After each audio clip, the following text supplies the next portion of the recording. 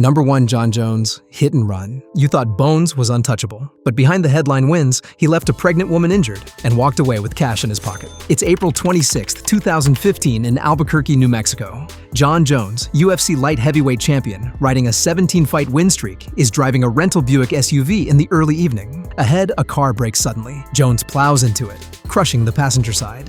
The driver is a 26-year-old pregnant woman on the way to a pharmacy. She suffers a broken arm, fractured wrist, and leg contusions. Her unborn child unhurt but traumatized. Instead of calling 911, Jones gets out, grabs cash from the vehicle, jogs away into the night, and returns briefly just to gather his belongings. Police later find marijuana residue and a pipe in the rental at the scene. Public records confirm Jones as the registered driver. He's nowhere to be found at first, then arrested the next morning after surveillance footage surfaces. ESPN covers it lightly. Jones charged with felony hit and run. Meanwhile, the UFC issues a bland statement, saying they are still gathering facts. Not a word from Dana White. Jones is stripped of the title within days. In court, Jones pleads guilty to a Class D felony. The judge hands him 18 months supervised probation, 72 community service appearances, and mandatory anger management counseling. Despite the severity injuring a pregnant woman, he avoids jail time. Many see the leniency as a result of his celebrity status. By mid-2016, he's reinstated, wins the title back, and is hailed again as a protagonist. UFC matches, pay-per-view buys, and sponsors pour in. Yet ESPN rarely re-examines the story. They air his comeback, talk about setbacks, but never ask, what message does the UFC send by rewarding a champion who fled the scene? No interviews with the victim, no follow-up on her recovery, no investigation into why so many corners remained silent, even while the public adored the man. Nectar 2. UFC hid Paulo Costa's doping scandal for 3 years. Here's how they got away with it. They said he was just injured. What they didn't say? He was suspended, secretly, and no one knew until 2 years later. Go back to June 1st, 2017. Paulo Costa, the undefeated Brazilian knockout artist, had just bulldozed through Oluwale Bambos and Johnny Hendricks in back-to-back TKO wins. At UFC 212, he looked unstoppable, ripped, powerful, and rising fast. But behind the scenes, Costa's team had filed for a retroactive therapeutic use exemption (TUE) for an IV infusion exceeding 100 milliliters, the legal limit under USADA's anti-doping rules. Why did he need it? Dehydration, they claimed, but USADA didn't buy it. He had no pre-approval. They suspended him, quietly, for 6 months. The problem? The UFC didn't tell anyone. Costa was pulled from UFC 217 in November 2017, and fans were told it was a biceps injury. No suspension, no failed test, no press release. Dana White stayed silent. It wasn't until February 2020, almost 3 years later, that USADA quietly updated its records to show Costa's suspension. No mainstream outlet covered it. ESPN never aired a segment. Costa had already fought twice since then, against Uriah Hall and Yoel Romero, climbing toward a title shot. Here's the kicker. Costa was fined $4,000 by the New York State Athletic Commission for his undeclared IV use. But even that was buried in paperwork. When questioned later, Costa's camp insisted it was miscommunication and that he never meant to cheat. But fans weren't so sure. IVs are commonly used to hide PED use or speed up dangerous weight cuts. The optics were bad, and UFC chose to ignore it completely. 3. Dana White slapped his wife on camera, and the media helped him bury it. It wasn't a bar fight. It was the UFC president, caught on camera, slapping his wife. And the fallout was nearly non-existent. December 31st, 2022. Dana White rang in the new year in Cabo San Lucas, Mexico. Cell phone footage surfaced hours later. Dana arguing with his wife Anne at a nightclub balcony. Suddenly, she slapped him. Dana responded with 2 open-handed slaps of his own, in public, while music blared and partygoers looked on. TMZ released the video within 48 hours, but instead of ESPN doing a deep dive, they aired nothing for 48 straight hours. Not even a lower third mention. This is the same ESPN that covered every NFL domestic incident in full. Ray Rice, Kareem Hunt. They dedicated panels, interviews, even documentaries. But Dana White, who runs a billion-dollar combat league, was met with silence. Why? Because Dana White is business partners with ESPN. The UFC's streaming deal with them is worth over $1.5 billion through 2025. Every PPV, every broadcast, every exclusive. That's not journalism, that's corporate protection. Dana later appeared in a brief media scrum without a journalist present, where he said, "There's no excuse. I'm embarrassed. People should not be defending me." But there was no suspension, no fine, no temporary step down, not even an internal review. Dana kept his seat, held press conferences, promoted fights within a week. The only real consequence? A delayed slap fighting league launch, which resumed a month later anyway. Behind closed doors, staff reportedly feared speaking out. UFC fighters like Jamahal Hill defended Dana online. Others stayed quiet, fearing retaliation. This wasn't just about a slap, it was about power. And the message was clear. If Dana does it, it's not a scandal. It's a private matter. But the next story isn't private. It's public, medical, bloody, and it left one rising star unconscious in a locker room, while no doctors were called for 20 minutes. Número 4. Felipe Colares. He collapsed in the locker room, his body convulsed, blood pooled from his mouth, and for over 20 minutes, there was no doctor in sight. June 4th, 2022, Felipe Colares, a promising featherweight from Brazil, stepped into the UFC Apex facility for what should have been just another night of fights. But after a grueling 3-round decision loss to Chase Hooper at UFC Vegas 56, what happened backstage would become one of the UFC's most disturbing behind-the-scenes medical failures. Minutes after the fight, Colares began vomiting. His coach noticed his lips turning purple. Moments later, Felipe collapsed onto the floor, began to seize, and bit through his tongue. Blood splattered on the concrete. Other fighters reportedly heard the noise from nearby rooms. His team screamed for help, but no immediate medical staff responded. Why? Because UFC events often rely on rotating independent medical contractors, not permanent full-time staff at all times during events. According to insiders that night, the assigned physician had already moved to the octagon for the next fight's prep. Felipe's corner says it took 23 minutes before a trained EMT arrived. By then, Colares was semi-conscious and barely breathing. He was rushed to a local hospital, where doctors diagnosed a post-concussive seizure, a dangerous neurological event that, untreated, can cause permanent damage. This isn't an isolated incident. In 2019, Jessica I collapsed in the back after a brutal KO loss. In 2015, Jose Aldo reportedly suffered a backstage panic attack so severe he needed oxygen.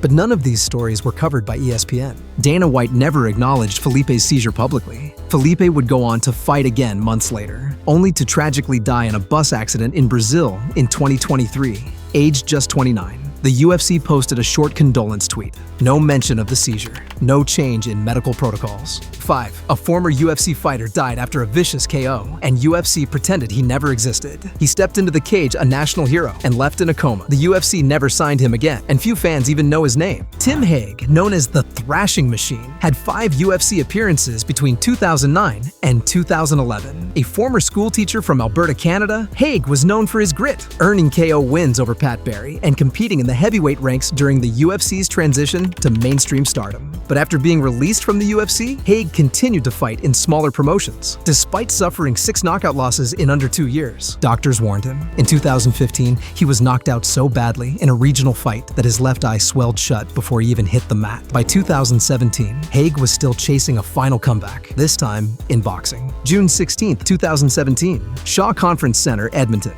Hague faced Adam Braidwood, a former CFL player turned heavyweight boxer. The bout was licensed despite Hague's known medical history and recent knockouts. The match was promoted as entertainment, not concern. By round 2, Hague was already wobbled. He took 6 clean shots to the head before collapsing face first. EMTs arrived as he began convulsing. He never regained consciousness. He was declared brain dead the next day. Age 34. What makes this darker? UFC never issued a formal statement. They listed Hague on their historical stats, but made no mention of his death in 2017.